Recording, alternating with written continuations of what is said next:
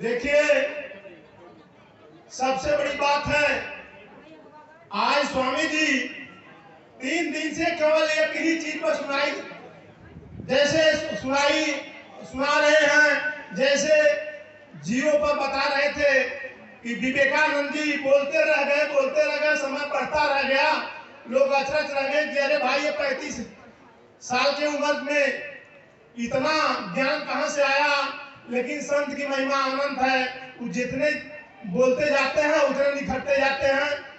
आज 3 दिन से स्वामी जी सत्संग पर केवल बोल रहे हैं कि सत्संग की महिमा क्या है और सत्संग से मिलता क्या है।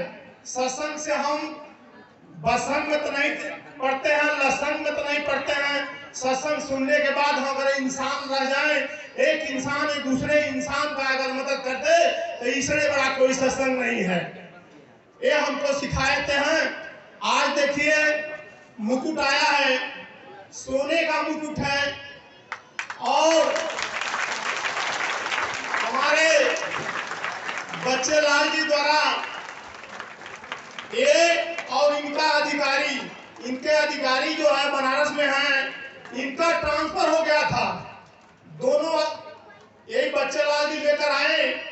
उनसे बनारस से क्या महिमा है, बनारस से क्या लगाव है कि आकर स्वामी जी के चरणों में गिर गए और कहे स्वामी जी केवल हमारा ट्रांसफर आप रुकवा दीजिए जो है। तो स्वामी जी को पता नहीं था कि उपहार देने वाले हैं। नहीं, स्वामी जी उपहार से तो बड़ा नफरत रखते हैं, लेकिन अभी बता दिए कि संत जो है एक फूल स्वीकार कर लेते हैं, उनका तो भाव होता है। अगर कोई भाव से स्वीकार करता है, यह सोने का मुकुट जो है, भाई आप लोग थोड़ा सा एक तरफ हो जाइए। और आज आपके सामने प्रस्तुत है बच्चे लाल के नाम पर आप लोग पहले ताली बजाइए।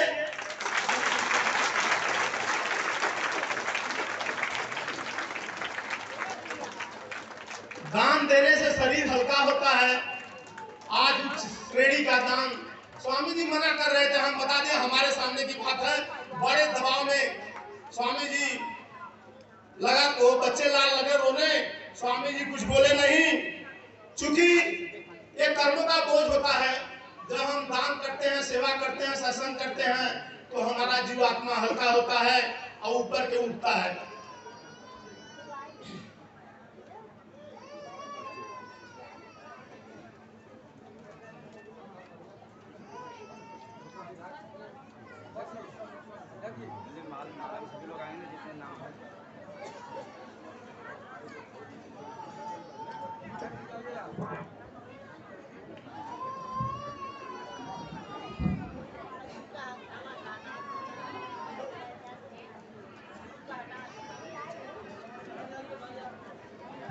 अब माल्यार्पण की कड़ी में संयुक्त रूप से आदरणीय बच्चा पाठक जी, कमेटी अध्यक्ष जय गुरुबंदे आश्रम सितौना वाराणसी हरिनारायण प्रधान जी, जय गुरुबंदे आश्रम चौकिया संरक्षक गणेश जी और माननीय विधायक जी अश्विनी कुमार सिंह जी और बच्चे लाल यादव। प्रेम से बोले सतगुरु भगवान की, प्रेम से बोले साचे सरकार की, प्रेम से बोले साचे दरबार की, प्रेम से बोले सनातन धर्म की, प्रेम से बोले भक्तर भगवान की, प्रेम से बोले पूरे ब्रह्मांड नायक की, प्रेम से बोले साहेब सबका। ये अद्भुत और अलौकिक क्षण है। ये क्षण हमेशा नहीं आते हैं, और इस क्षण से ये नश्वर शरीर ही नहीं, ये परमात्मा की जो आत्मा है, परमात्मा का जो अंश है, वो खुश होता है। और साथ ही साथ जिसने इस आत्मा को अपने अंश रूप में भेजा है, परमात्मा भी इस क्षण को देख करके अलौकिक और अद्भुत इस दृश्य को देखकर निश्चित रूप से परमपिता परमेश्वर भी इस समय खुश हो रहे होंगे। क्योंकि संत का जब सम्मान होता है, संत का जब आदर्श सब लोगों के बीच में प्रस्तुत होता है, और कोई भक्त श्रद्धा स्वरूप सुमनों का अर्पण करता है तो वह क्षण निश्चित रूप से पावन पवित्र और अद्भुत अलौकिक होता है। इसलिए आप इस अद्भुत और अलौकिक क्षण का आनंद लीजिए और साथ में तालियों की गड़गड़ाहट आप करते रहिए। इससे व्यायाम भी होता रहेगा और स्तर पर ध्वनियां भी होती रहेगी।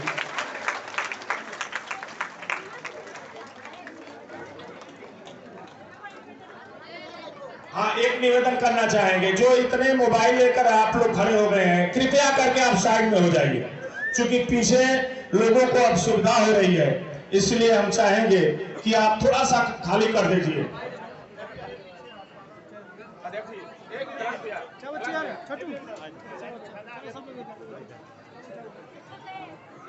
बैठ जाइए, आप बैठ जाइए।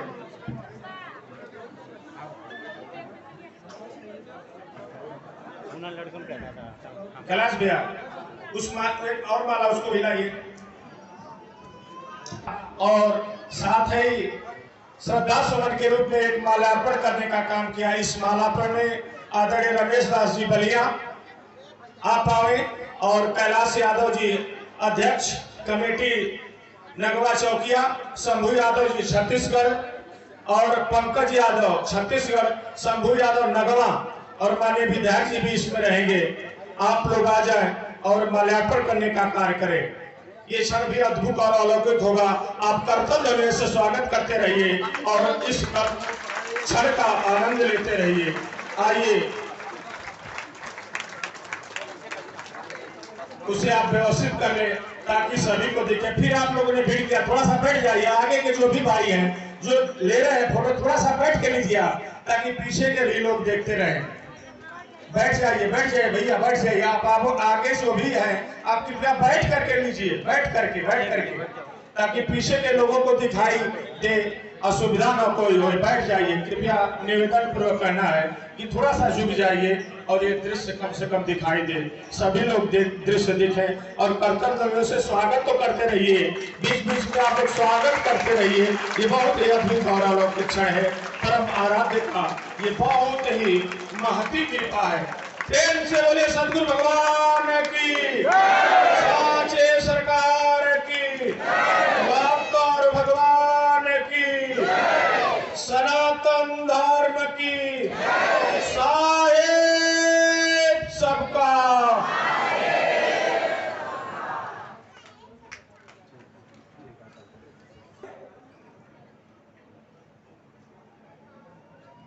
आप सभी लोग अपने अपने आप तक खेती गृहस्थी से श्रद्धा पूर्वक आस्था भाव से इस कार्यक्रम में उपस्थित हुआ।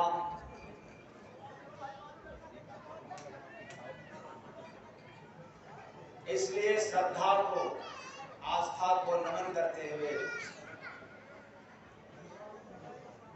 हम लोग चले कार्यक्रम की ओर।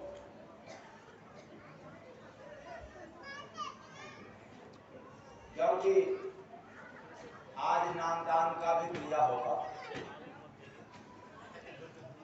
लेकिन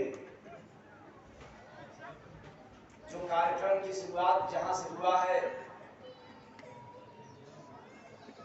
आज उसी जगह समाप्त करना पड़ेगा। इसलिए समाप्त करना पड़ेगा कि आज के बाद फिर कार्यक्रम कहीं और है, तो जहां का कार्यक्रम रहेगा वहां के अनुसार सत्संग शुरू होगा।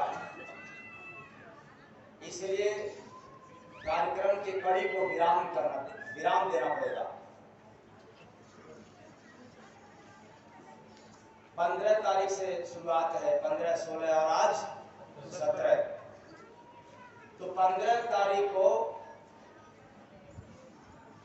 इस नगवा आश्रम की स्थापना दिवस के पावन अवसर पर जो शुरुआत हुआ था वो भजन सत्संग पर था। किस पर था? सत्संग पर। और नामदान के लिए न जाने कितने लोग नए आए हैं, उनको भी पता चल जाए, क्योंकि समापन करना है। सत्संग का नहीं, सत्संग के कड़ी को, सत्संग के बिंदु को क्लोज करना है। सत्संग कभी क्लोज नहीं हो सकता। तो पहले दिन हम लोगों ने सुना कि सत्संग सेवा भजन करो तुम, जुड़ जाओ गुरु नाम से। ओ जुड़ जाओ गुरु नाम से, जय गुरु बंदे जी समझाते, निकल चलो कलिग्राम से। जय गुरु बंदे जी समझाते, निकल चलो कलिग्राम से। जय गुरु बंदे जी समझाते। तो सत्संग सेवा भजन करो तुम, जुड़ जाओ गुरु नाम से। यदि इतना कार्य हो गया तो निकल चलो कलिग्राम से, फिर कोई रोकने वाला नहीं है। यदि इतना नहीं किया यह मानव तन पा करके, तो फिर काल से तुझे बचाने वाला भी कोई नहीं है। अब इस भजन पर कितनी सत्संग सुनने को मिला, कितनी विचार सुनने को मिला, यह तो नहीं मिल सकता। उसी को यह अवसर प्रदान हुआ होगा जो 15 तारीख में आया होगा, और बेचारा नहीं आया जो, उसका फायदा हुआ कि घाटा? घाटा। कितने लोग हो घाटे?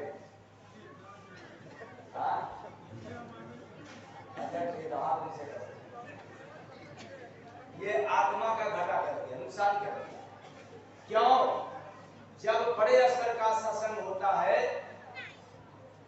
तो एक दिन का नहीं होता है, 3 दिन, 5 दिन, 7 दिन, 9 दिन, 11 दिन, 13 दिन, 15 दिन का होता है। और जब हम ऐसे दिनों में समय निकाल करके जब उपस्थित होते हैं तो हमारे कई कई जन्मों का पाप काटे जाते हैं ऐसे अवसर पर। प्रेम से बोलिए सतगुरु भगवान की जय। इसलिए हमें समय निकाल करके इस कार्यक्रम में रहना चाहिए। और उसके बाद सत्संग सुनाया गया 15 तारीख को, सत्संग पर ही भजन। उसी क्रम से सत्संग सुनो लगा कर ध्यान, भजन सतगुरु कराएंगे।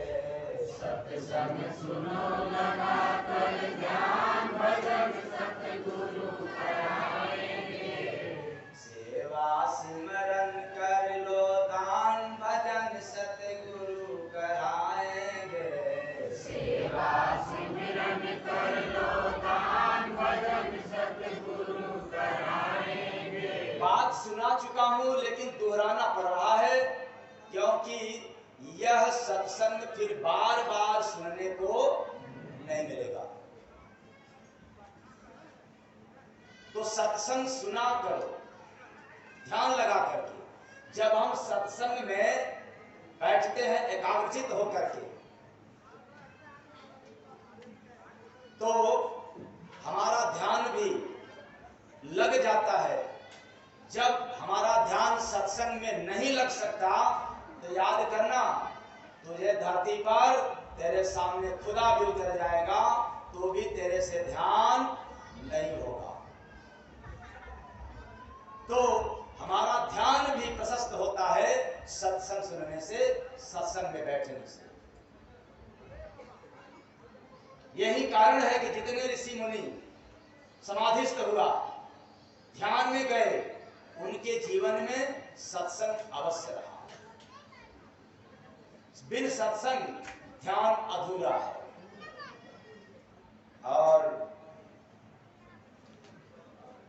उसके बाद फिर क्रमवार से 16 तारीख को सत्संग पर सुनने को मिला भजन। सत्संग बड़ भागी जन सुनता भाई, सुन लो ध्यान लगाए। सत्संग बड़ भागी जन सुनता भाई, सत्संग बड़ भागी, बड़े भाग पाइब सत्संगा। गोस्वामी दास जी रामचरितमानस में दर्शाया कि यह जो सत्संग होता है भाग्यशालियों को नहीं, बड़े भाग्यशालियों को मिलता है। इसलिए आपके पास तमाम गाड़ियां हो, बंगला हो, हाथी घोड़ा सब कुछ हो, आप भाग्यशाली हो सकते हैं, लेकिन बड़ा भाग्यशाली नहीं। बड़ा भाग्यशाली वही होता है जिसको सत्संग सुनने का सुनहरा अवसर मिलता है। क्यों? सतगुरु भगवान की क्यों कि आप कितना भी धन कमा करके जाओ फिर भी लेकर के जा नहीं सकता। जब जहां जाना है वहां तेरा धन नहीं गया तो फिर ऐसा कमाना अंत में बेकार हो जाना। इसलिए मैं कहता हूं कि जो आपके पास धन है कमाया हुआ, उससे दो चीजें मिलता है, सुख और दुख। और जो सत्संग के द्वारा कमाया हुआ धन है वो निजी धन, संतों के पास जाकर के जो धन मिलता है निज धन, उस धन को माई के लाल कोई पैदा नहीं हुआ है, न चुराने वाला न बांटने वाला। और एक इस धन से केवल आनंद मिलता है। क्या मिलता है? आनंद। तो आनंद चाहिए या सुख दुख? आनंद चाहिए तो क्या करना पड़ेगा? आज से दिमाग में यह बात हो जाना चाहिए कि हमें आनंद चाहिए, हमें शांति चाहिए, तो थोड़ा दुकान मकान, ऑफिस दफ्तर, घर गृहस्थी से समय निकाल करके सत्संग पंडाल में जाना पड़ेगा। सत्संग में जाना। बात गलत है या सही? सही है। तो फिर क्या करोगे आप लोग कल से? आज भर तो हो, कल से क्या करोगे? देखो ऐसे ही सत्संग सुनने के लिए अभी आप लोगों ने सुना जम्मू कश्मीर से धनातर सिंह जी आए हैं। कहाँ गए धनातर सिंह जी? बस एक बार जोरदार।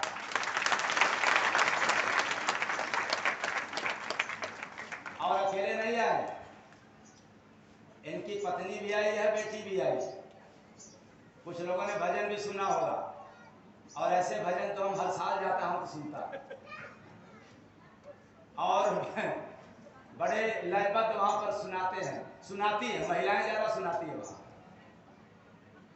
जितनी भी महिलाएं आएंगी बस बैठ करके ताल से ताल मिल जाएगा, जैसे आप लोगों का नहीं मिलता है वहां मिल जाता है। और ऐसे ही डोंगरी भाषा में हिंदी भी सुनाई जाती है, डोंगरी भी। तो डोंगरी तो जाते जाते कुछ समझ में आने लगा, और हिंदी का तो कोई बातें नहीं है,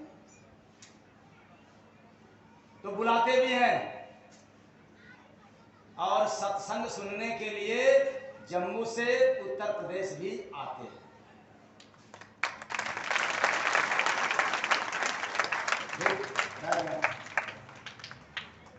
और इतना ही नहीं, अभी आप मंच के बगल में देख रहे हैं खड़े, रहने वाले आजमगढ़ के सबाजीत यादव जी, लेकिन रहते हैं बॉम्बे में। सब कुछ बना लिया है, क्या नहीं बनाया बॉम्बे में? अरबों रुपया मार्केट में है। कितना? अरबों रुपया मार्केट में है। इसके बाद प्रॉपर्टी अलग से, और वहां से चल करके नामदान के लिए यहां पर रुके पड़े हैं, जो सेवा में लगे।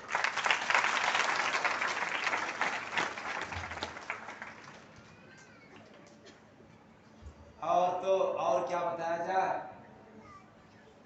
मैं देख रहा हूं कि इसमें प्रिंसिपल साहब और लेक्चरर साहब, अभी वकील साहब भी, और न जाने कितने साहब लोग आज केवल वेट कर रहे हैं। किस बात के लिए? नामदान के लिए। ये कोई गर्व की बात नहीं है, कोई अहंकार की बात नहीं है। मैंने दोपहर में कहा था कि जब आपके पास थोड़ा भी दीवानापन आ जाएगा तो मैं उस दीवानगी को और बढ़ाने का कार्य करूंगा। अभी हाल में यहाँ से पहले कार्यक्रम था दिल्ली में, तो वे भी आजमगढ़ के रहने वाले हैं, लेकिन दिल्ली से चल करके आए हैं। किस बात के लिए आए? किस बात के लिए?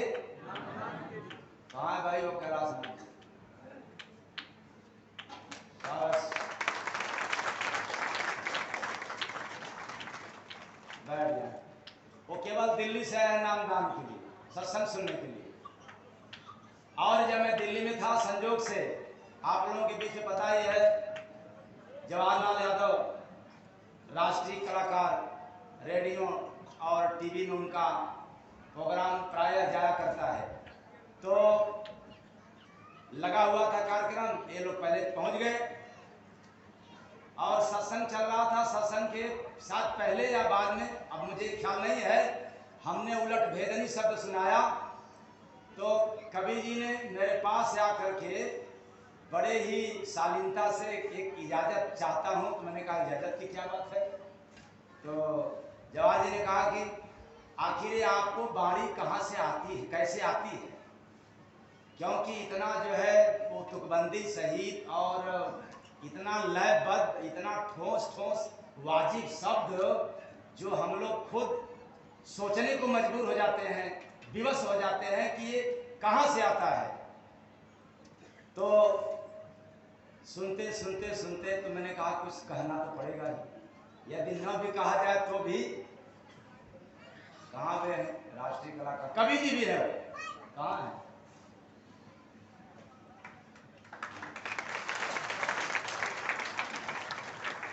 तो आप कवि जी भी हैं और कलाकार भी हैं, प्रशिक्षण का भी कार्य करते हैं।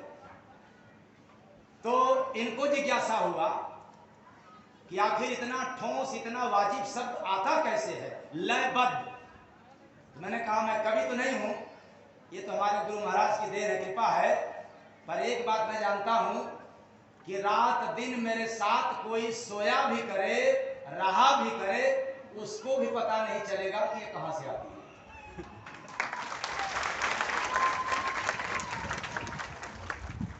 क्यों? ये तो सोते समय भी आ जाती है। सत्संग पर बैठ करके सुनाता हूं और जो सुनाता हूं उसको रोक करके लिखना पड़ता है। भला इसको कौन जान सकता? ये तो वो जाने या तो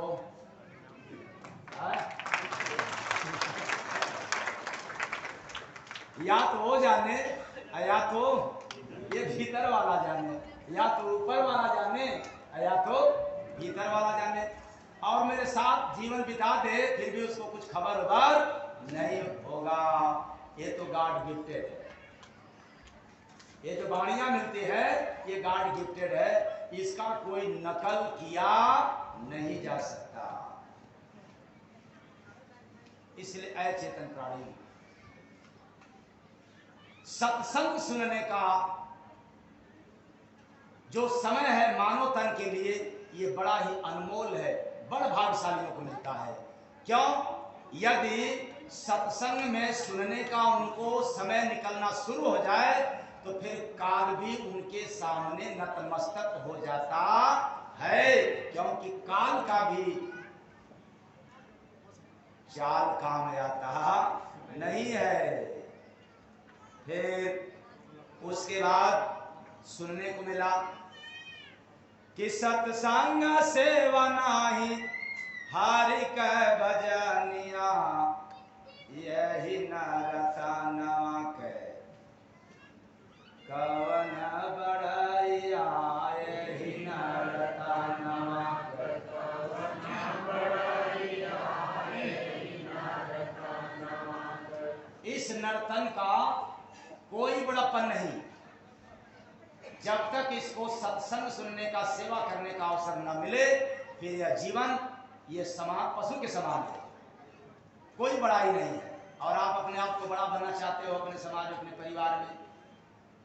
सब बेकार की फालतू की बातें हैं। और फिर मैंने इसी क्रम को आगे बढ़ाते हुए आज हमने सुनाया था सुबह में, क्या सुनाया था, रात नहीं, कल रात में सुनाया था कि अब सत्संग सेवा भजन करके सतयुग जैसा इंसान बनो। अब सत्संग सेवा भजन करके सतयुग जैसा इंसान बनो। गुरु माता पिता को नमन करके सतयुग जैसा इंसान बनो।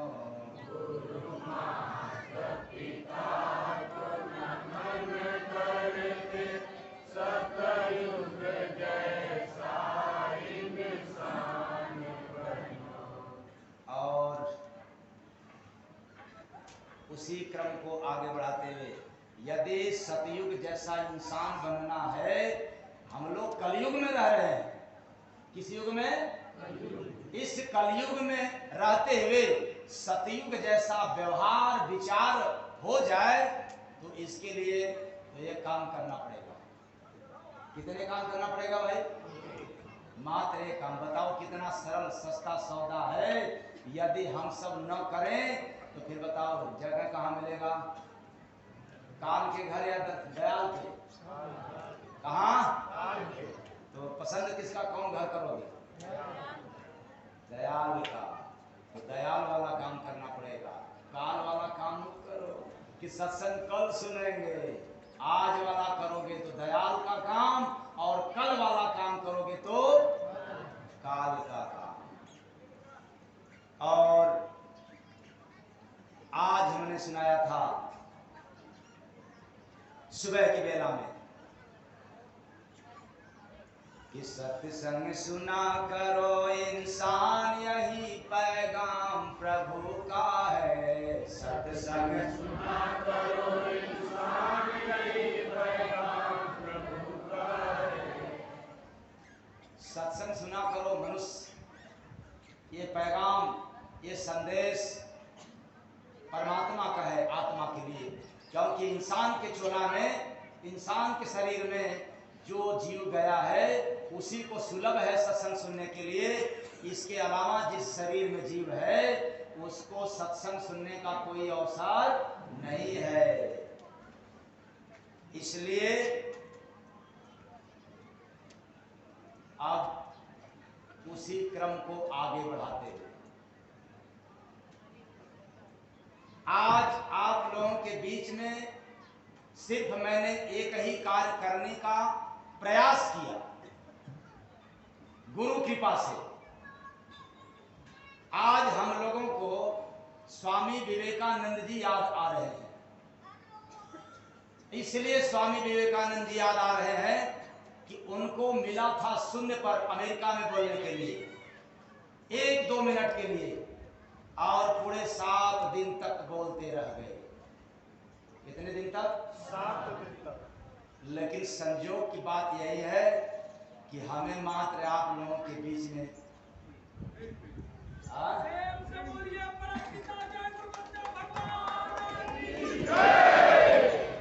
कितना दिन मिल रहा है, लेकिन ये भी समाप्त होने वाला नहीं है। तो मैं पुराने महापुरुषों की विरासत को सामने ला रहा हूं, जिसको कहा जाता है चले जाने के बाद कि नहीं ये ऐसा महात्मा थे। आज उसी को सिद्ध करने का मेरा भरपूर प्रयास है।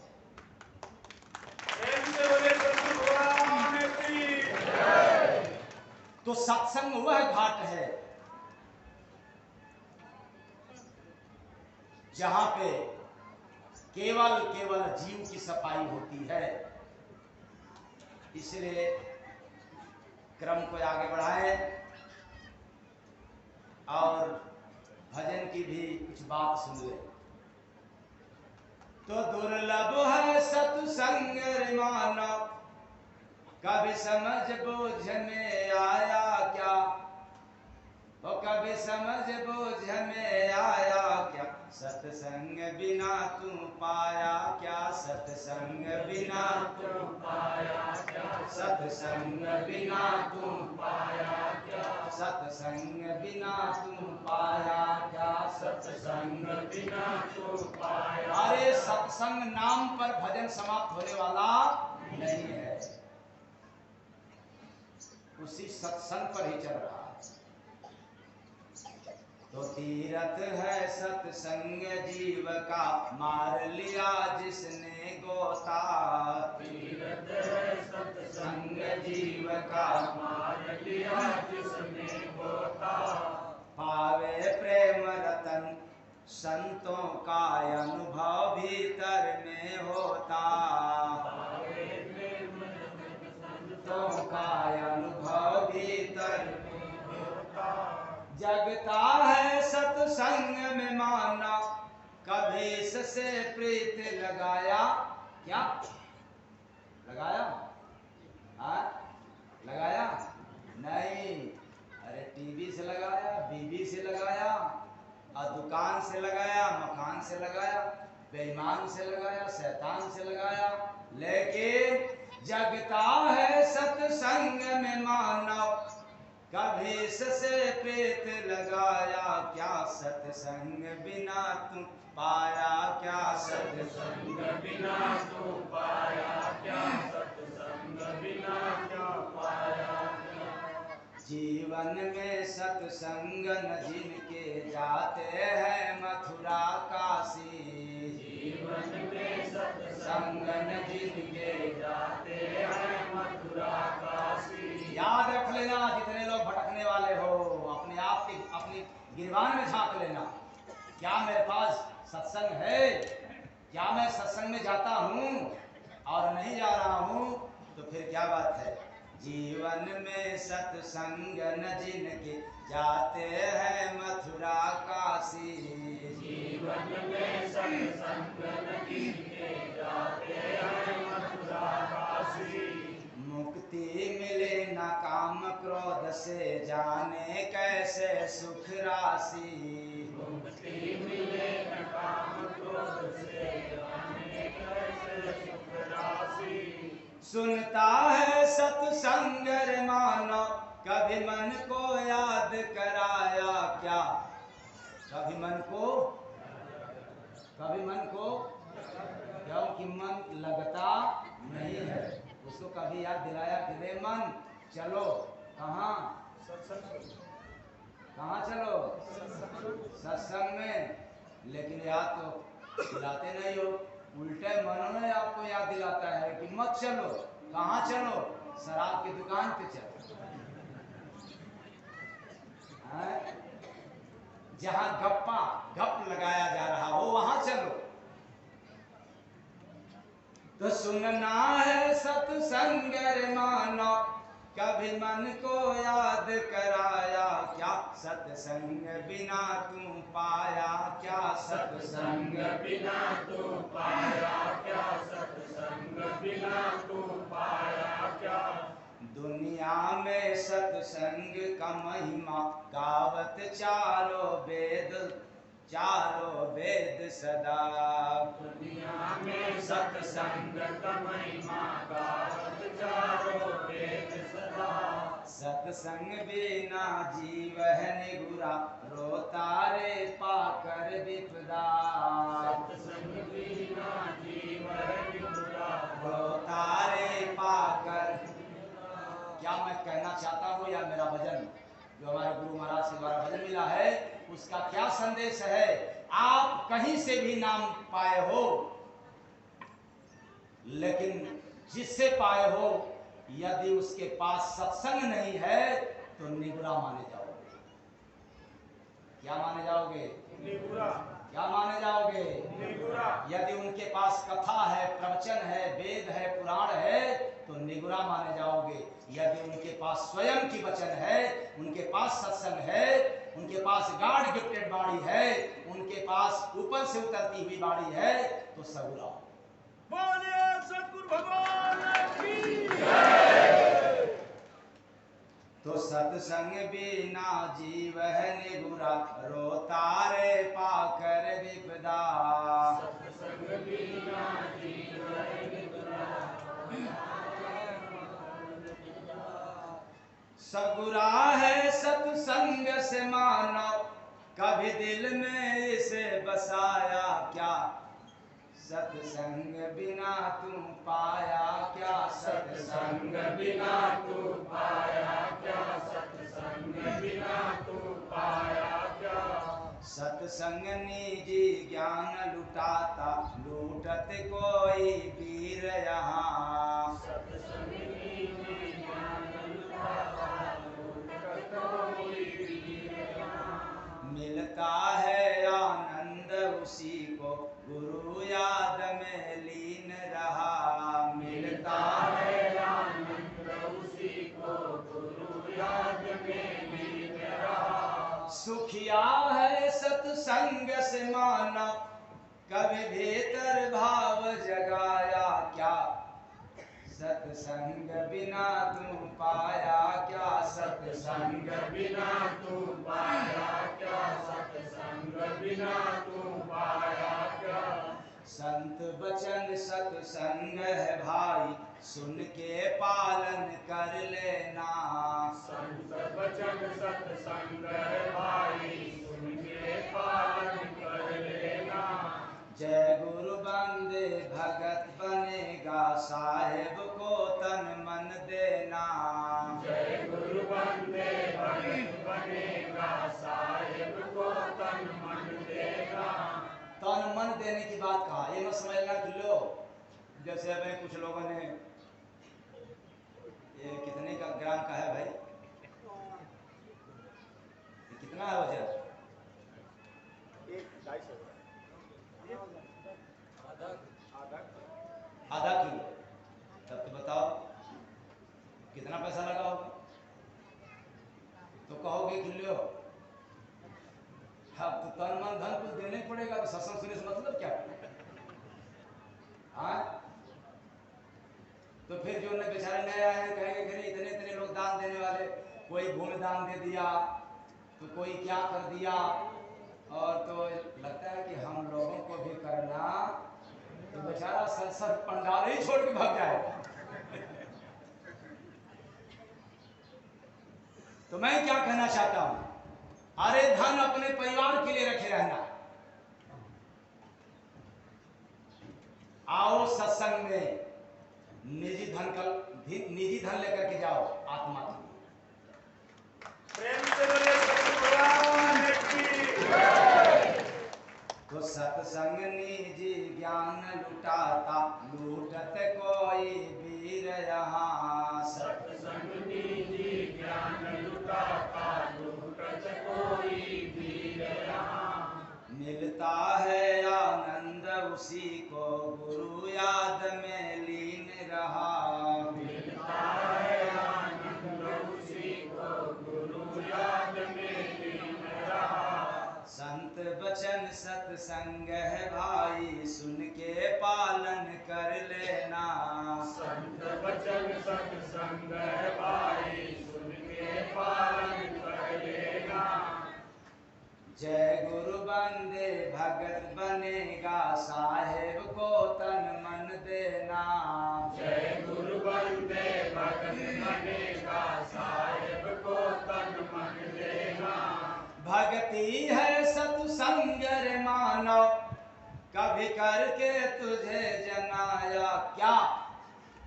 सत्संग बिना तू पाया क्या, सत्संग बिना तू पाया क्या, सत्संग बिना तू पाया क्या।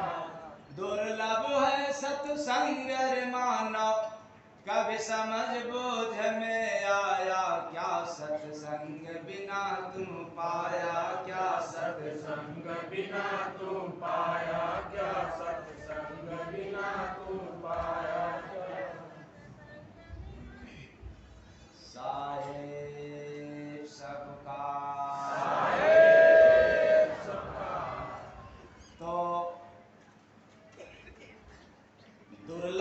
सत्संग रे मानव, कभी समझ बूझ में आया क्या? ये मानव समझ बूझ वाला है, समझ ज्यादा है, सबसे अधिक समझ मानव चोला में पाया जाता है। अब इसके बाद जो भी शरीर मिलेगा समझ नहीं रहेगा, ज्ञान रहेगा, समझ नहीं रहेगा।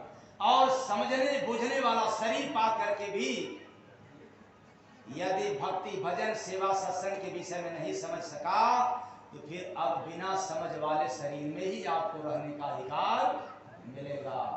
इसलिए ऐसे सुविधा को कायम रखना हो, क्या करना पड़ेगा? अधिक धन कमाना पड़ेगा। हाँ? क्या करना पड़ेगा? क्या करना पड़ेगा? सत्संग सुनना पड़ेगा। ऐसे सुख सुविधा को यदि कायम करना है तो कहोगे कैसे हो सकता है? मान लिया जाए हम बिल्कुल अमीर हैं, तो आपके पास धन तो आ रहा है, लेकिन आप भूल गए इधर से धन आ रहा है, उधर से धन आ रहा है और इधर से किस्मत भाग रहा है। उधर से आ रहा है, ऊपर से आ रहा है और नीचे से किस्मत भाग्य भाग रहा है। और एक समय ऐसा आएगा कि धन तो खूब आएगा लेकिन किस्मत भाग जाएगा। अब बताओ, धन भी रहे किस्मत भी रहे, क्या करना पड़ेगा? है बेईमानी की बात मत बोलो, ईमानदारी की बात बोला करो। आप लोग इतने दिनों से पता नहीं क्या रामायण वेद पुराण पूजा पाठ करते करते जो है नहीं आया, और आज जब भी कोई बात पूछ रहा हूं तो बस पहला काम क्या करना चाहिए? तो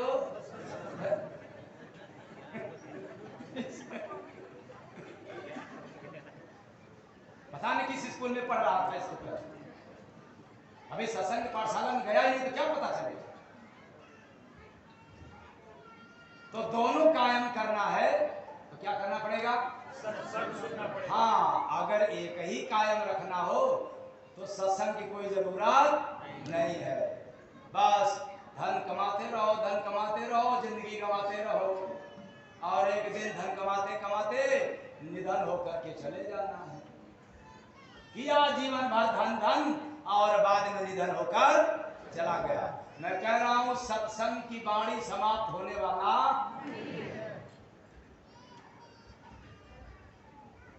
तो मतलब यह समझ में आ रहा है कि सत्संग सुनना चाहिए। ये सत्संग देह के लिए है कि जीव के लिए? तो रक्षा आप शरीर का करते हो कि जीव का? शरीर का करते हो। अब दोनों की रक्षा करना है तो क्या करना होगा? फिर वही बात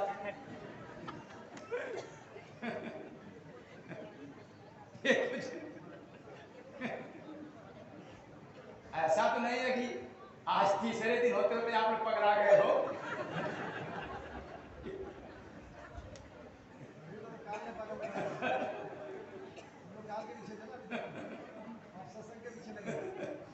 तो केवल देह की रक्षा करना हो, कोई जरूरत नहीं है सत्संग की। लेकिन शरीर के साथ साथ आत्मा की भी रक्षा करना हो तो सत्संग करना पड़ेगा। तो दुर्लभ है सत्संग रे मानो, कभी समझ बूझ में आया क्या? सत्संग बिना तू पाया क्या? सत्संग बिना तू पाया क्या? सत्संग बिना तू पाया क्या? तो आज हमने आखिरी में, क्योंकि सत्संग को तो तमाम अनमोल वाणियां आती गई और आप लोगों के बीच में रखता गया, आखिरी में सुनाया था कि सत्संग से जीवन स्वतंत्र होता है। सत्संग से जीवन स्वतंत्र होता है और बतसंग से जीवन परतंत्र होता है। लत संग से जीवन षड्यंत्र रचता है। षड्यंत्र और परतंत्र फिर स्वतंत्र, इन तीनों में कौन सा चुनोगे आप? स्वतंत्र जिंदगी जीने के लिए। अब कोई बेटा बेटी बहू का अधिकार नहीं, अब किसी का अधिकार नहीं, तो क्या करना पड़ेगा? सत्संग सुनना पड़ेगा। यदि जिंदगी स्वतंत्र जीवन यापन करना हो तो हमारे मुट्ठी में, हमारे अधीन समय होना चाहिए, ताकि मैं काम को रोक सारी, समय नहीं, काम हमारे मुट्ठी में होना चाहिए कि जब चाहेंगे तब काम को रोक करके हरि नाम की चर्चा सुनिए। बोलिए सतगुरु भगवान की जय। इसलिए आए चेतन प्राणियों, एक बात याद रखना है, यदि समाज में आपसे कोई पूछ दे कि बार बार सत्संग सुनने की क्या जरूरत है, क्यों जाते हो सत्संग सुनने के लिए, तो मैं इसलिए 3 दिन से इस पर सुना रहा हूं, ताकि आप जब समाज में जाएं, अपने घर गृहस्थी ऑफिस दफ्तर में, तो भरपूर माकुल विनय पूर्वक उनको जवाब दे सकें।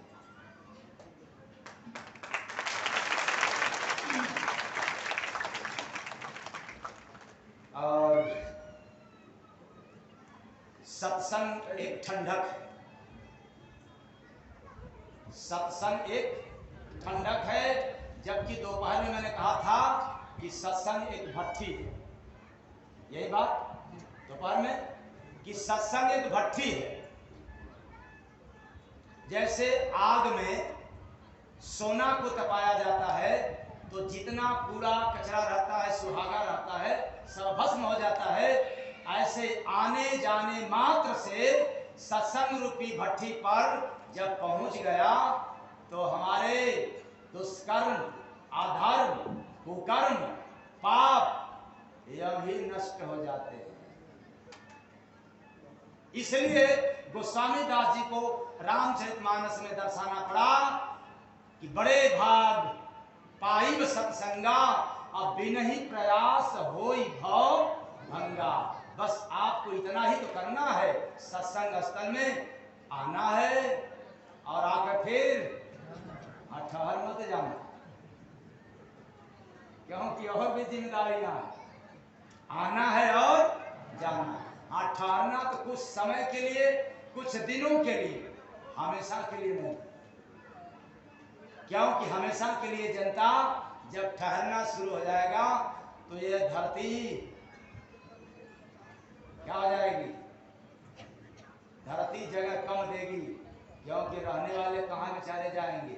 ये जो खाने के लिए हम लोग उगाते हैं वो कहाँ जाएगा, जब सारे लोग बैठना ही चालू कर देंगे। यही कारण है, इस प्रकृति का नियम है कि ये भाग्यशालियों के नसीब में है, सभी के पास अवसर नहीं मिलता। क्या करने के लिए? सत्संग सुनने के लिए। और इस टाइम तो मैं कह रहा हूं कि सत्संग एक ठंडक है जो तपते मन को शांत करता है। लो, पहले भस्म किया और अब सत्संग क्या करेगा? पहले भस्म किया, ओम भूर्भुवः स्वः स्वाहा, पहले तो सब समर्पण सोहा। अब जब सोहा हो गया तो उस पर ठंडक पड़ गई, शीतल हो गया। अब ऐसा शीतल हुआ कि जब व्यक्ति शीतल हो जाता है तो ऐसी वाणी बोलिए कि मन की आपा, और जब तक कड़क रहेगा तब तक, अरे वाह, ऐसी वाणी बोलिए कि सबसे झगड़ा, और शीतल हो जाएगा तब ऐसी वाणी बोलिए कि मन की आपा। तो सत्संग एक मिठास है।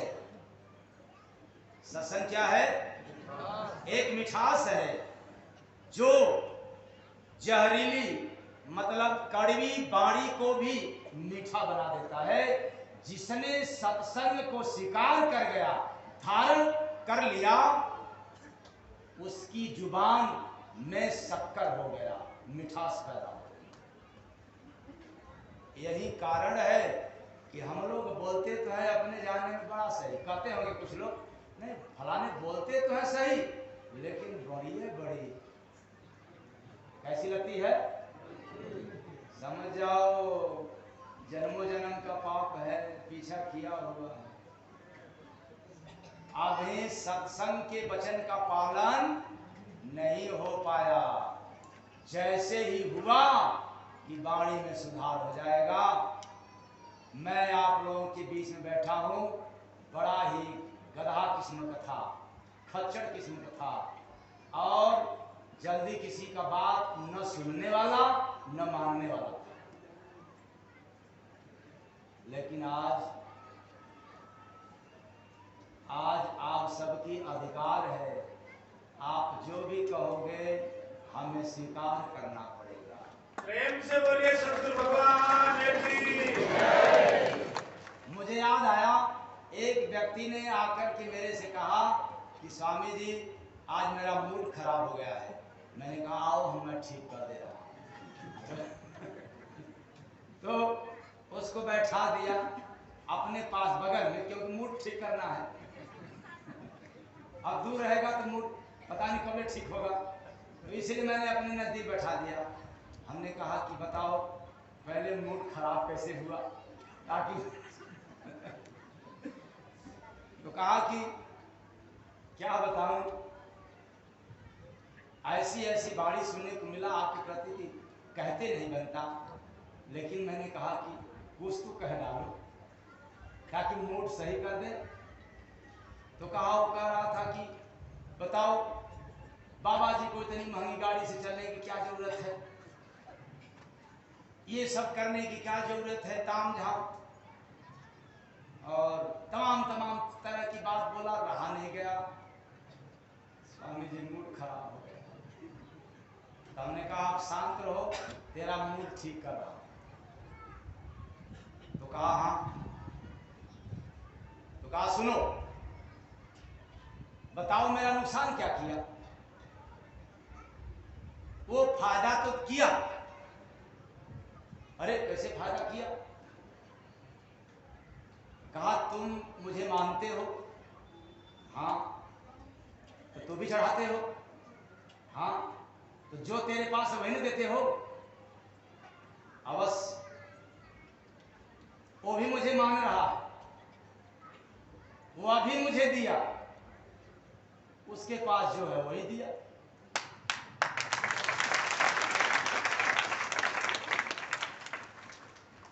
तो कहा मैंने बताओ जगह जगह इतने बड़े आश्रम इतनी कम अवस्था में, क्योंकि लगभग 30 वर्ष सत्संग सुनाते हुआ, लेकिन मैं इतना अंदर जाने का प्रयास नहीं किया था। पर क्या बताएं, गुरु कृपा से और कृपा गुरु की और आप लोगों की श्रद्धा सहयोग जब मिलना शुरू हुआ तो मुझे मजबूर होकर के, विवश होकर के धर्म स्थान का निर्माण करना पड़ा। प्रेम से बोलिए सतगुरु भगवान की। तो मैंने कहा बताओ इतने बड़े बड़े आश्रम बन रहा है, ये जनता के सहयोग से, कोई मैं नौकरी तो कर नहीं रहा हूं। तो जिसके पास पैसा है वो मुझे पैसा दे रहा है, जिसके पास गाड़ी देने का सामर्थ्य था वो गाड़ी दिया, और जिसके पास सामर्थ्य है कपड़ा देने की तो बेचारा कपड़ा देता है, जिसके पास सामर्थ्य है भोजन देने की, मतलब भोजन जो ले रहा हूँ अन्न तो ले नहीं रहा हूँ, तो जो मैं भोजन करता हूँ उनके पास, जिसके पास श्रद्धा हो भोजन भी देता है, और जिनके पास श्रद्धा होती है तो गाड़ी में जो तेल लगता है वो तेल का भी पैसा देते हैं। बताओ, तो जो बेचारा गाड़ी दिया समाज से और वो बेचारा गाली दिया समाज से, तो जब समाज से हमको सब कुछ मिल रहा है तो गाली किसको मिलेगा? हाँ, गाली भी तो हमें ही मिलेगा ना। मैं उस पात्र हूं, वैसा हूं कि सब कुछ संसार का मिल रहा है, और आप लोग कितने बेकार आदमी को कि जैसे ही कोई गाली देता है तो फिर क्या बात है, ये तेरी का। और बगल में वकील साहब बैठे हैं, फिर मुकदमा कायम हो जाए।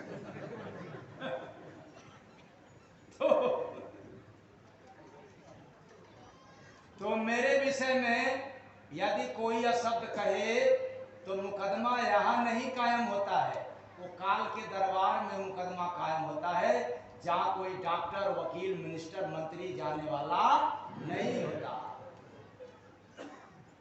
हिसाब वहां देना पड़ता है, यहाँ भी, लेकिन वहां तो जबरदस्त हिसाब देना पड़ता है।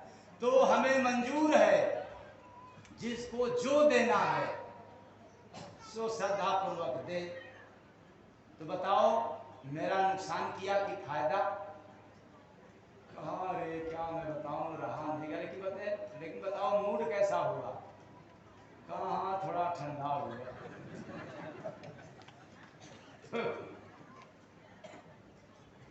तो सत्संग एक ठंडक है। मैंने उदाहरण क्यों दिया कि सत्संग एक ठंडक है जो तपते हुए मन को शांत कर देने वाला होता है। इसलिए हम सबों का मन बड़ा चंचल है, बिगड़ा हुआ है। जब सत्संग में जाएंगे तो मन सुधर जाएगा।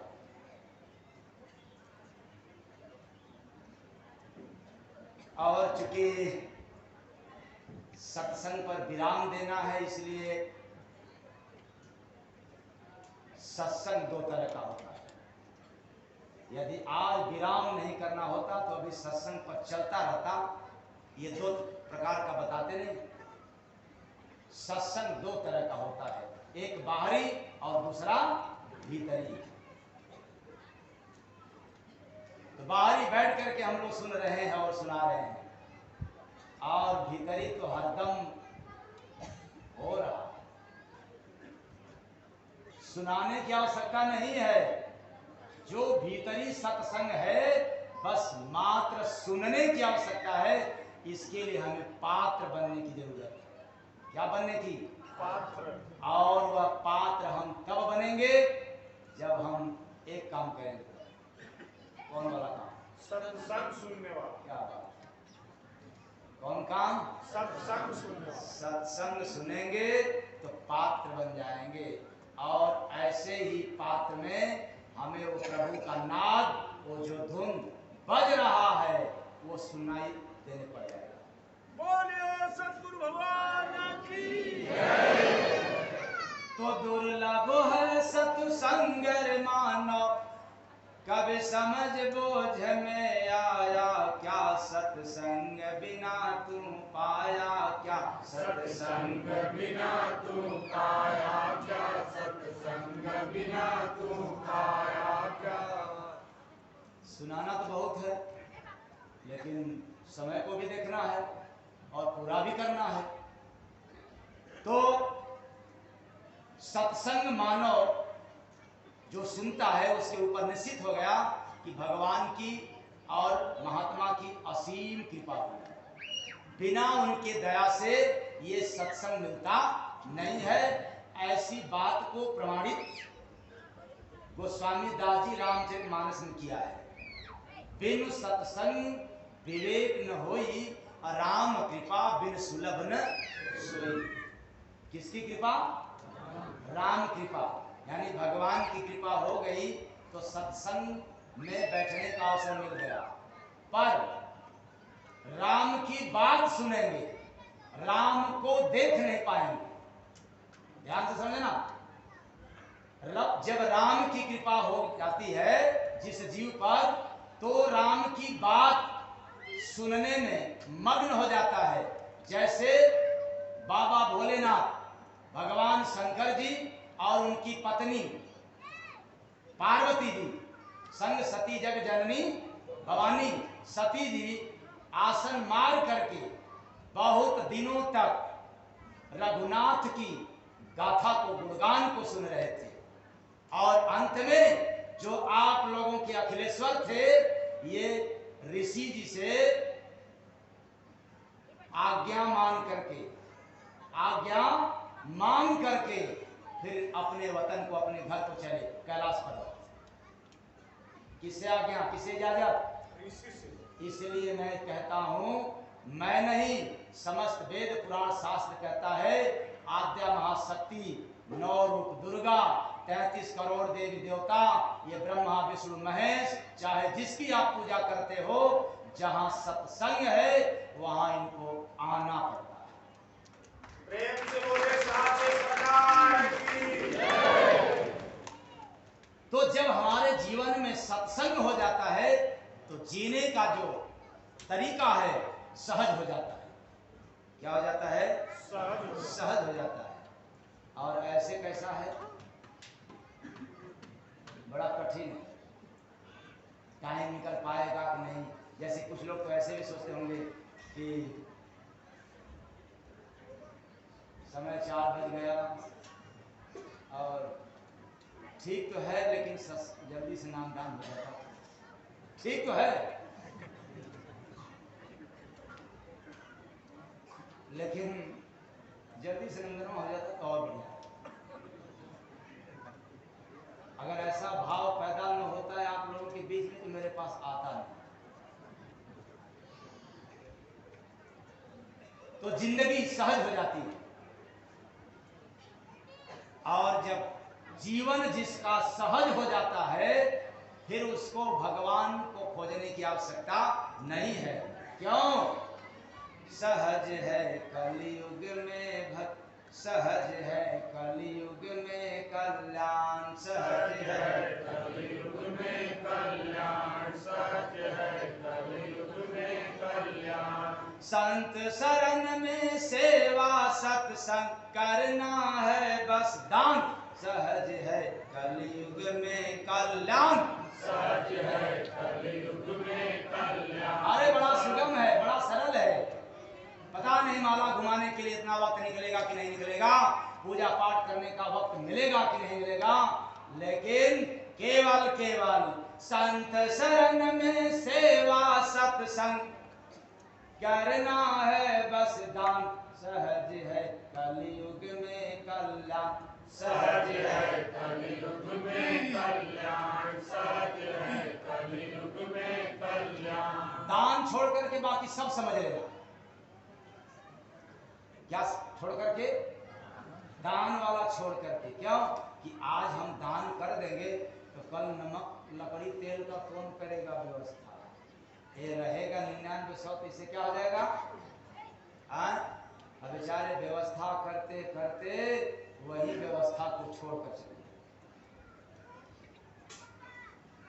केवल भक्ति भजन सेवा सत्संग संतों के शरण में रहते हुए भी कर लें, बस प्रभु को खोजने की आवश्यकता नहीं है। ना कोई साधक, ना कोई साधु, ना सन्यासी पाते हैं, प्रभु तो मिलने भक्त से अपने दौड़े दौड़े जाते हैं, प्रभु तो मिलने भक्त से अपने दौड़े दौड़े जाते हैं, प्रभु तो मिलने भक्त से। या तो भगवान के नाम पर दौड़ लो, या तो भगवान को बुलाने के लिए दौड़ा दो। भगवान को बुलाना है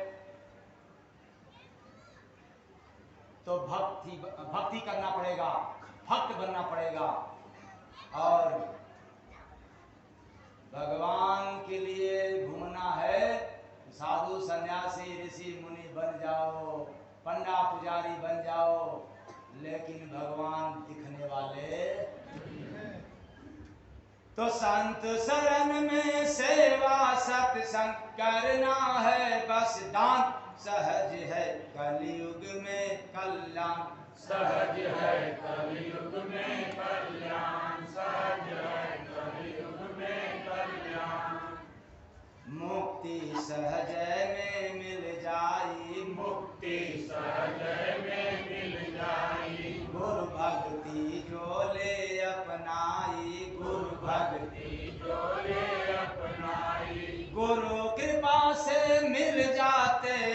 घटही में भगवान, सहज है कलयुग में कल्याण। सहज है कलयुग में कल्याण, सहज है कलयुग में कल्याण। तो विचार करना, राम कृपा बिन सुलभ न सोई। राम की कृपा हो गई तो सत्संग मिल गया, लेकिन राम को देखना है तो संत की कृपा की आवश्यकता है।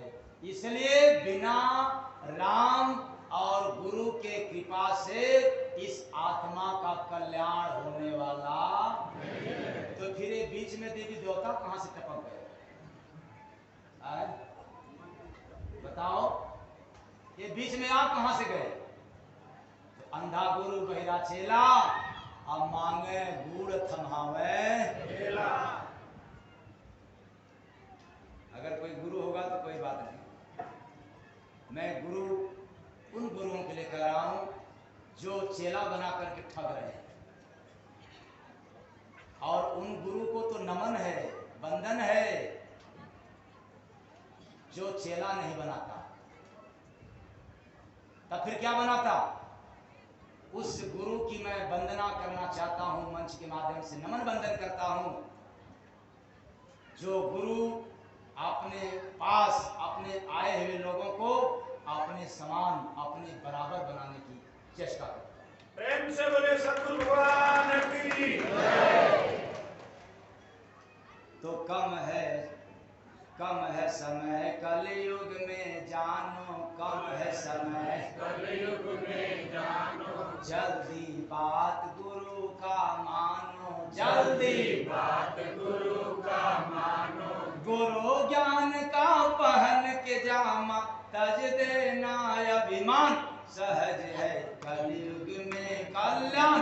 सहज है कलयुग में कल्याण, सहज है कलयुग में कल्याण। अरे अभिमान का चादर क्यों ओढ़ रखा है? अब गुरु ज्ञान का चादर ओढ़ ले। मैं तो ओढ़ली चदरिया, किस नाम की? गुरु नाम की। मैं तो ओढ़ली चदरिया, तो गुरु ज्ञान का पहन के जामा, तज देना अभिमान, सहज है कलयुग में कल्याण, सहज है कलयुग में कल्याण, सहज है कलयुग में कल्याण। कलयुग हवन यज्ञ जो छोड़ा, कलयुग हवन यज्ञ जो छोड़ा, नाता सतगुरु नाम से जोड़ा, नाता सतगुरु नाम से जोड़ा। गुरु नाम का सिमरन करके तर जाओ इंसान, सहज है कलयुग में कल्याण, सहज है कलयुग में कल्याण, सहज है कलयुग में कल्याण। कलयुग केवल पकड़ो श्वासा, कलयुग केवल पकड़ो श्वासा, सुन लो शब्द प्रभु का खासा, सुन लो शब्द प्रभु का खासा। मन मंदिर में जाकर अपने कर लो अमृत पान, सहज है कलयुग में कल्याण, सहज है कलयुग में कल्याण, सहज है कलयुग में कल्याण, सहज है कलयुग में कल्याण। कलयुग जैसा युग नहीं दूजा, कलयुग जैसा युग नहीं दूजा, परखो करके गुरुपद पूजा, परखो करके गुरुपद पूजा। ये कलयुग भी नतमस्तक हो जाता है मात्र गुरुपद की, गुरु के चरणों में नमन करने से, पूजा करने से। फिर बताओ, इस कलयुग में मैं सबको ठहाने के लिए क्या नहीं कह देते, पर था मिलता नहीं है। इस पूरे कलयुग का राज जानना है तो बस एक ही तो काम करना है, सत्संग सुन लेना है और गुरु के चरण का बंधन कर लेना है। किसके चरण का? तो आप लोग अपने अपने गुरु के चरण का बंधन कर लेना, ठीक, जहां भी मिल जाए। तो परखो करके गुरुपद पूजा, जय गुरु बंदे पढ़ लो प्यारे, जय गुरु बंदे पढ़ लो प्यारे, कहता वेद पुराण सहज है कलयुग में कल्याण, सहज है कलयुग में कल्याण, सहज है कलयुग में कल्याण, सहज है कलयुग में कल्याण, सहज है कलयुग में कल्याण, सहज है कलयुग में कल्याण, सहज है कलयुग में कल्याण, सहज है कलयुग में कल्याण, सहज है कलयुग में कल्याण, सहज है कलयुग में कल्याण, सहज है कलयुग में कल्याण। बताओ, 1 टका न लगने वाला काम, सत्संग सुन लिया, भजन कर लिया, सेवा कर लिया, सुमिरन हो गया, सहज हो गया, कल्याण हो गया। कोई आडंबर, कोई ढोंग, कोई पाखंड नहीं। फिर भी इसको हम बड़ा कठिन कार्य मानते हैं, और जो कठिन कार्य है वो न जाने पेट जार जार बेचारे उपवास रखते हैं मेरे जैसा। जैसे हमने 8 साल से देख लिया भोजन का क्या रहस्य होता है, और आपने जब 1 दिन 2 दिन 4 दिन 9 दिन जब व्रत रखते हो तो बार बार याद रहता है कि आज हम क्या है, व्रत है। इसलिए खाने के लिए क्या चाहिए, दूध स्पेशल की नकली स्पेशल, क्योंकि आज हम व्रत क्या, और केला भी मोटा वाला लंबा वाला चाहिए, बढ़िया छोटा वाला नहीं, क्योंकि आज हम क्या है, व्रत है। अरे क्या बात है। और उसमें उसके बाद भी देसी घी चाहिए, सिंघाड़े की आटा चाहिए, क्योंकि आज हम क्या है, व्रत है। क्या बात है। अरे उपवास से भला और भोजन से भला तो उपवास है। जब सब स्पेशल जा रहा है तो क्या जरूरत है। तो कितना आसान कार्य है, और इसको हम नहीं कर पाते हैं, और कठिन के पीछे पड़े रहते हैं।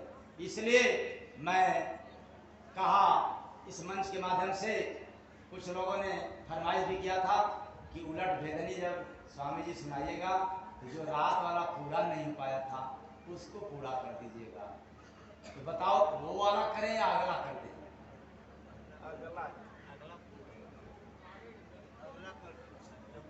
लेकिन ये भी ध्यान देना कि फरमाइश ज्यादातर वही मिला, पहले फरमाइश हो। तो उलट भेदनी ये कबीर साहब के जमाने की थी, ये संतों की धरोहर थी,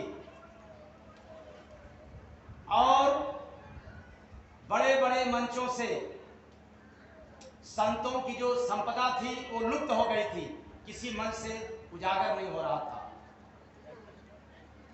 जबकि वाणी यहां निकलती थी, निकल भी रही है, निकलती रहेगी महात्माओं से,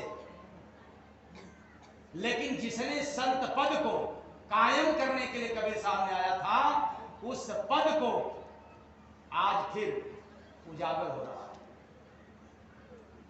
उलट भेदनी नाम पर।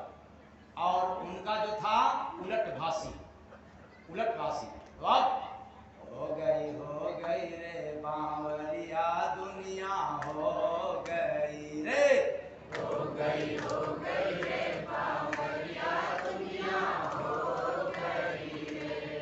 श्रद्धा के बस पूज रहे सब दाता मान भिखरिया, हो गई रे बावरिया दुनिया, हो गई रे, हो गई रे बावरिया दुनिया, हो गई रे। क्या बात है। संसार के समस्त मानव पागल हो गए, पगला गए, बावरे हो गए। वो क्या, श्रद्धा के वशीभूत होकर 33 कोटि देवी देवताओं को दाता मान करके पूजा कर रहे हैं। तो हो गई रे बावरिया दुनिया,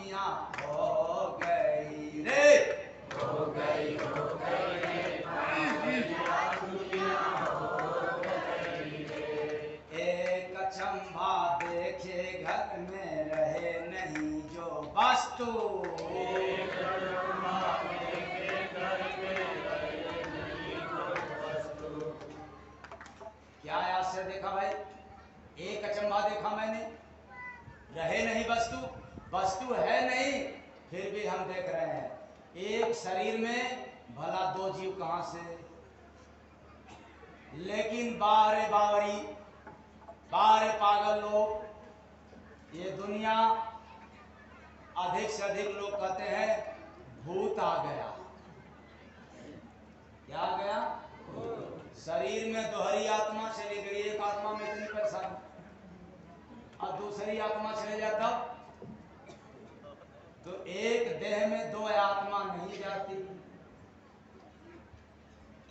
एक आत्मा को मात्र एक ही शरीर मिलता है, यानी आत्मा को मात्र एक ही शरीर मिलता है, एक साथ दो शरीर नहीं मिलता, या एक शरीर को दो आत्मा नहीं मिलता, एक शरीर को मात्र एक आत्मा मिलता है।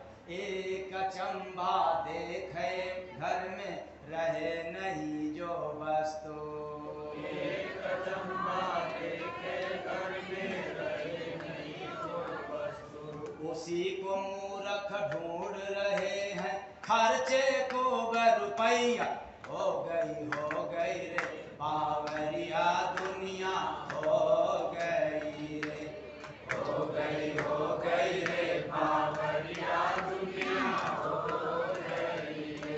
अब बताओ, मूर्ख लोग उसको ढूंढने के लिए चलो कहाँ, किस ओझा के पास जाए कि वो भगा दें। कहाँ भाग के जाएगा जब कोई वस्तु है नहीं। अरे आत्मा कोई वस्तु है। ये कितने मूर्ख लोग हैं, उसको वस्तु समझ करके और ढूंढ करके ओझाओं से कहते हैं कि ए बाबा भूत भगा दीजिए। कहाँ भगाएंगे बाबा? ये आत्मा भागने वाली है। अरे या तो काल के घर, या तो दयाल के घर, ये बाकी किसके घर में रहने का अधिकार इसको कहां? अरे व्यक्ति का अधिकार है नहीं, वेद पुराण का अधिकार है नहीं, तो फिर बताओ ये कहां से अधिकार मिल गया? वो ओझाओं के पास जाकर के भूत भगा दीजिए। अच्छा कितने लोग भूत लेकर के आए हो भाई? कितने लोग? आज दे दो मुझे। कितने लोगों को भूत परेशान करता है, रात में सपने में दिखता। तो हमारे जम्मू कश्मीर से आए धनाधर सिंह जी ने, अब यहाँ से जाने वाले हैं, उनको तो भूत तंग करेगा नहीं, बॉर्डर पर उनका खुद ही घर है, और आप लोगों का भूत उनको दे देंगे और ले जाकर के बॉर्डर फेंक, पाकिस्तान बॉर्डर। अरे उधर एवे नहीं करेगा, वो लड़े अपना। अरे वो भारत का भूत है तो कम से कम पाकिस्तान वालों से लड़ेगा ही। ऐसा कोई ओझा तैयार नहीं। लेकिन क्या बात है, तो एक अचंभा और भी देखे मानव के दोषी, एक अचंभा और भी देखे मानव के दोषी। तो कल मैंने बताया था मानव के पास दो सींग है, ज्ञान और अहंकार। लेकिन संजोग की बात क्या है, ये दोनों दिखता नहीं, दिखने में आता नहीं। अहंकारियों को अहंकार नहीं दिखता, और ज्ञानियों को अपने पास कितना ज्ञान कितना खतरनाक है ये भी दिखता नहीं है। एक अचंभा और भी देखे मानव के दोषी, एक अचंभा और भी देखे मानव के दोषी। घर में ऐनक देख न पावे खुद का रूप खुदैया, हो गई रे बावरिया दुनिया, हो गई रे, हो गई रे बावरिया दुनिया, हो गई रे। एक अचंभा और भी देखा ऐसी एक है माता, एक अचंभा और भी देखा ऐसी एक माता। अब तो और गड़बड़ हो गया। एक आश्चर्य वाली माँ को देखा हमने, और वो कौन है? ये माया रूपी माँ, माया रूपी माँ। एक अचंभा और भी देखा ऐसी एक है माता, एक अचंभा और भी देखा ऐसी एक है माता। पुत्र को अपने डाहे हरदम देती बड़ा बलहिया, हो गई रे बावरिया दुनिया, हो गई रे, हो गई रे बावरिया दुनिया, हो गई रे। तो ऐसी ये माया रूपी माता है जो ये जीव रूपी पुत्र को डाह रही है। ऐसी माया फंसाई कि देखो सब काम कर लेना लेकिन भक्ति भजन सेवा दान पुण्य मत करना। दारू पी लेना, मेहरारू छोड़ लेना, लेकिन मेहरारू को सुख मत देना। ये माया रूपी कौन करवा रही है? माया रूपी माँ करवा रही है, बहुत डांटती है। खैर, एक चंबा देखे भाई, घर घर एक है देवी। एक चंबा देखे भाई, घर घर एक है देवी। अरे अब क्या, एक तरफ माँ और दूसरे तरफ और आश्चर्य की बात, वो देवी कौन है? देवी आशा रूपी देवी। कौन है? आशा। ये आशा रूपी देवी इसी मानव शरीर में विद्यमान है। एक अचंभा देखे भाई, घर घर एक है देवी। एक चंबा देखे भाई, घर घर एक है देवी। रात में सपना वही दिखावे, सुंदर ताल तलैया, हो गई रे बावरिया दुनिया, हो गई रे, हो गई रे बावरिया दुनिया, हो गई रे। ते आशा रूपी देवी हर घर में विद्यमान है और अज्ञान रूपी रात में सपना खुद दिखा रही है। मैं उड़िया राजा बन जाऊं, मैं भोज राजा बन जाऊं, बाकी सब कंगाल बन जाएं और फिर बंगाल जाएं और फिर क्या करें। एक से बढ़कर एक सपना ख्वाब ये दिखा रही है। तो एक चंबा और भी देखा, गगन में बरसे आगी। एक चंबा और भी देखा, गगन में बरसे आगी। अरे गगन में आकाश में क्या बरस रहा है? आगी। ऊपर से आग की बरसात हो रही है। तो फिर बताओ नीचे वाले सब रहेंगे? कितना बचोगे? अरे गगन में त्रिपुटी और इसी त्रिपुटी में विरह रूपी अग्नि। कौन अग्नि? ये विरह रूपी अग्नि। एक चंबा और भी देखा, गगन में बरसे आगी। एक चंबा और भी देखा, गगन में बरसे आगी। जय गुरु बंदे शीतल कर दे, ये कैसा आशंका? अरे वो विरह जहाँ अग्नि रहेगी वहां शीतल होगा। आग क्या करती है? जलाती है। लेकिन मैंने तो अद्भुत आश्चर्यजनक की घटना देखा। वो क्या? जय गुरु बंदे शीतल कर दे, होता प्रेम पढ़ैया, हो गई रे बावरिया दुनिया, हो गई रे, हो गई रे बावरिया दुनिया, हो गई रे। तो जब विरह रूपी अग्नि का बरसात होता है तो ये मस्तिष्क ठंडा हो जाता है, शीतल हो जाता है। और इस कदर शीतल होता है कि जन्मों जन्म की अग्नि, जन्मों जन्म का पाप धुल जाता है वो विरह रूपी अग्नि के बारिश से। ऐसा हमने आश्चर्यचकित घटना को देखा। हो गई रे बावरिया दुनिया, हो गई रे, हो गई रे बावरिया दुनिया, हो गई रे। तो सत्संग के कार्यक्रम को रोकते हुए, क्योंकि अगला भी कार्यक्रम है, तो मेन बात समझ लें कि सत्संग वह घाट है जहाँ पे जीव की धुलाई होती है। सत्संग वह आईना है जिसमें निज स्वरूप वास्तविक रूप दिखता है। सत्संग दो तरह का होता है, बाहरी और भीतरी। अभी हम लोग बाहरी सुन रहा हूं, जब गुरु की कृपा हो जाएगी तो भीतरी सत्संग भी सुनना शुरू हो जाएगा। और सत्संग नहीं सुना तो जीवन में बतसंग और लतसंग, इसलिए सत्संग सुनने से जीवन सुधरता है और बतसंग से जीवन अरुचता है और लतसंग से जीवन क्या क्या हो जाता है? लतसंग से जीवन, अरे हमने कहा षड्यंत्र यंत्र पंत्र पर गया, स्वतंत्र पर।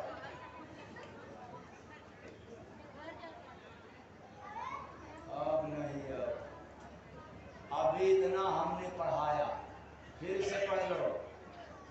सत्संग से जीवन सुधर जाता है। क्या हो जाता है? सुधर जाता है, यानी सुधरता है। सत्संग से जीवन सुधरता है, बतसंग से जीवन उलझता है। क्या होता है? अरे लतसंग से जीवन बिगड़ता है। क्या होता है? तो जीवन को बिगाड़ना है, उलझाना है या सुलझाना है? तो क्या करना पड़ेगा? तो सत्संग सुनना पड़ेगा। और सत्संग है बड़ा दुर्लभ, इसलिए दुर्लभ काम को, कठिन से कठिन कार्य को करने का चुनौती है मानव शरीर के लिए। इसलिए आज से हमें समझें कि यह तन बड़े भाग्यशालियों को मिला है, इसलिए बड़ा काम करने की। और ये खाना कमाना बड़ा काम नहीं है, अधिक धन अर्जित करना बड़ा काम नहीं है, क्योंकि यह तो वेश्या भी धन अर्जित करती है, नहीं करती? तो ये वेश्याएं भी धन अर्जित करती है, ये बड़ा काम नहीं है। बड़ा काम वही है भक्ति, भजन, सेवा और सत्संग।